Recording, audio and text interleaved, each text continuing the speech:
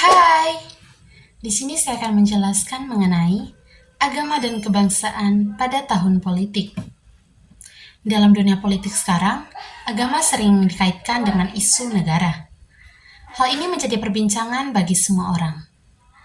Mengapa hal itu terjadi? Sebuah pertanyaan yang terlintas di pikiran saya dan mungkin bagi kalian semua. Sebelumnya, saya akan membacakan satu kutipan yang saya ambil dari internet.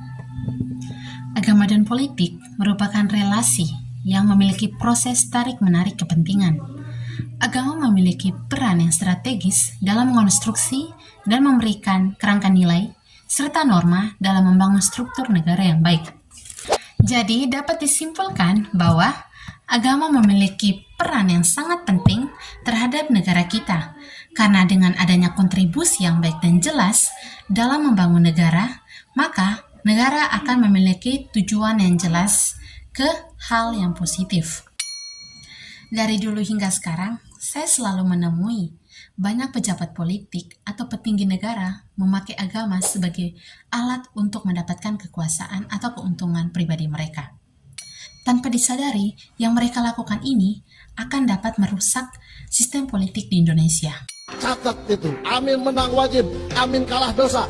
Saya sungguh kaget kemarin pada tahun politik itu saya melihat aparat negara menggunakan agama sebagai penyokong dukungan dari masyarakat kepada mereka. Kita tahu sendiri kan kalau di Indonesia itu mayoritasnya agama Islam dan itu sudah diakui oleh seluruh dunia. Tahun politik kemarin, beberapa oknum politisi dan kelompok tertentu memanfaatkan agama untuk mendapatkan keuntungan politik. Mereka menggunakan retorika agama dan memanipulasi sentimen masyarakat, memprovokasi perpecahan, dan menyerang lawan politik. Baik, di sini saya mengambil satu kutipan yang sangat saya tertarik dari Paus Fransiskus.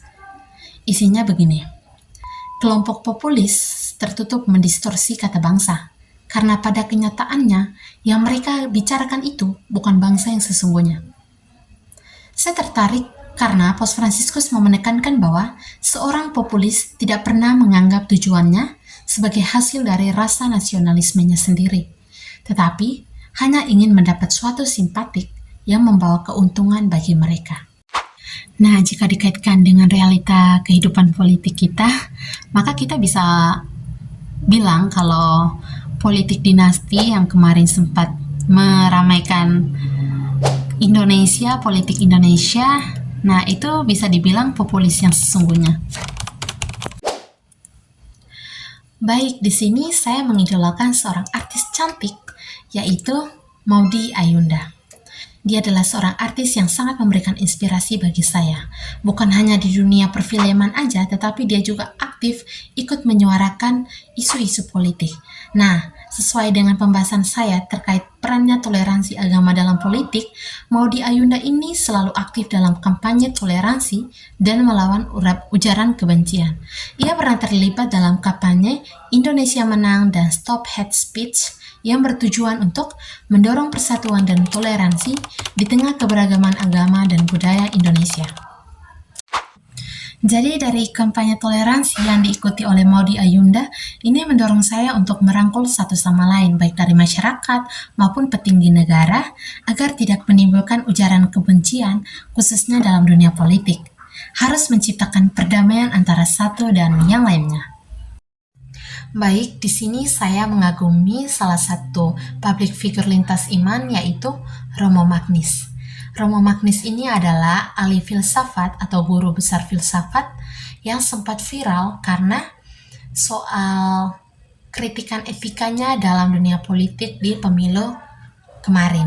Pendaftaran saudara Gibran sebagai cawapres oleh Dewan Kehormatan Penyelenggaraan Pemilu dinilai pelanggaran etika berat karena pendaftaran itu dilakukan meskipun Majelis Kehormatan Mahkamah Konstitusi menetapkan keputusan Mahkamah Konstitusi.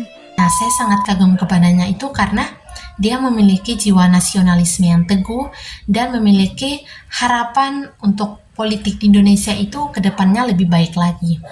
Yang berikutnya saya tertarik dengan film Gundala karena film ini memiliki alur yang sangat jelas dan setiap isi filmnya itu ada pesan atau singgung terkait dengan politik kita sekarang.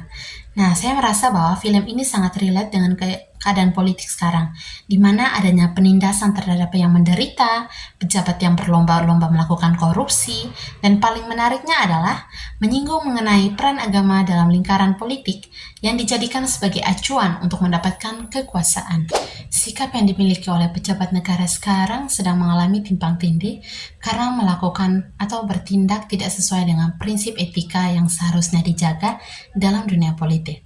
Saya ingin masyarakat memiliki kesadaran terhadap politik sekarang agar tidak merasakan penindasan di kemudian hari, terkhususnya untuk pemerintah yang menjabat agar melakukan dorongan upaya perubahan politik yang lebih baik lagi.